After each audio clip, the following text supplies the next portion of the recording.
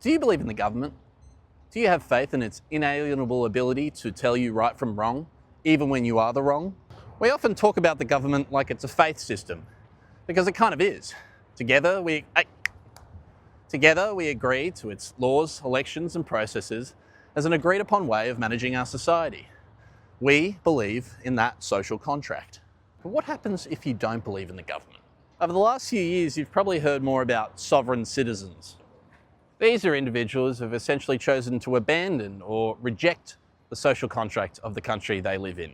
In other words, they believe the government's laws, elections and processes do not apply to them. I had a few interactions with sovereign citizens during my time in the nation's capital, when a number of their members became involved, among other fringe groups, in what became known as the 2022 Canberra Convoy, an exotic offshoot of Canada's own Freedom Convoy. While messaging varies, the Rule of Law Education Centre says the movement at large shares a few beliefs. These include disputing the sovereignty of the Australian government, claiming laws only apply if individuals consent to them, like a contract, that the Magna Carta invalidates the Australian Constitution, and refusing to respond to a name and calling themselves a flesh and blood man, which somehow means they're not subject to legal authority. These are incorrect for a few reasons. First, under federal law, sovereignty, meaning the authority of the government, rests in the people.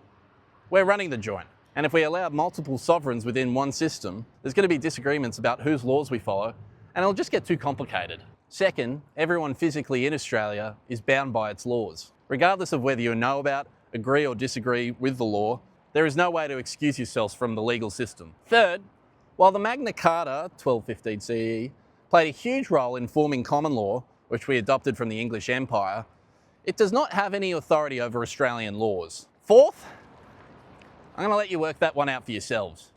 Now, sovereign citizens have been here for a while, but they've generally been considered by authorities to be harmless. Meet Leonard Castley, a farmer from WA who, back in 1970, founded the legally unrecognised independent state of the Hutt River Province. Prince Leonard's 75 square kilometre property took on this responsibility after he had a tiff with the state government over wheat production quotas. After the media caught on to his newly founded, legally unrecognised independent state, the Hutt River Province became a tourist attraction, replete with postage stamps, a currency, 10,000 non-resident citizens, and a treaty with Indigenous landowners. Unfortunately, in 2017, the Prince of the West and his son, Arthur, got caught doing a sneaky one on the tax office.